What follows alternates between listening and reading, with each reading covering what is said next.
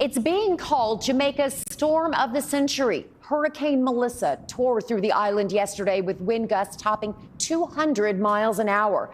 The damage on the island is widespread, and Melissa's threat isn't over yet. Our Jason Allen is in Old Harbor, Jamaica. Dangerous flooding filled streets in southeast Cuba Wednesday morning as Hurricane Melissa barrels north. The devastation in Jamaica is starting to become clear. Cars are underwater. Many homes have turned into piles of rubble. Buildings still standing are flooded. And officials say rescue efforts for at least 3 families were stopped due to unsafe conditions. The parish of St. Elizabeth is underwater. When the slow-moving Category 5 storm made landfall Tuesday afternoon, wind gusts topping 200 miles per hour and torrents of rain violently lashed the island. Video captured roofs and debris whipping across the town of Black River.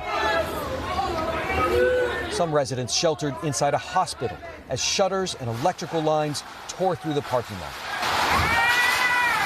That clinic suffered structural damage and doesn't have power, along with more than 530,000 Jamaicans. Prime Minister Andrew Holness told CBS News. There's scarcely any building or infrastructure that would escape without some form of damage. Holness declared the island a disaster area. More than 15,000 people are in shelters across the country. We have budgeted and we have prepared a certain level of response, but a Category 5 would require support from the international community. We were around Kingston this morning, and the power is on there. There's also fuel available there. That is very good news when it comes to opening the airport sooner rather than later, something that's absolutely going to be necessary for getting aid teams and assistance here into the country. Jason Allen, CBS News, Old Harbor, Jamaica. We will continue to track Hurricane Melissa and the damage it leaves behind, both online and in our later newscasts.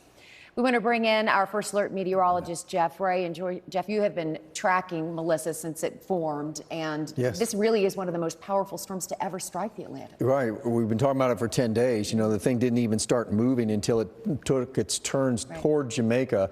But a lot of this storm was about the structure of it. As you can see, look at that perfect circle. Yeah. And it takes that perfect symmetry for a hurricane to get to maximum strength. 185-mile-per-hour winds for hours on the coastline. It went over Jamaica this morning.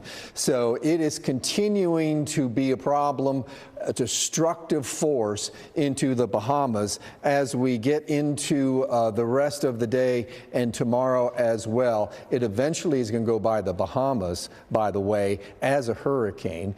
Bermuda, excuse me, it's going over the Bahamas right now.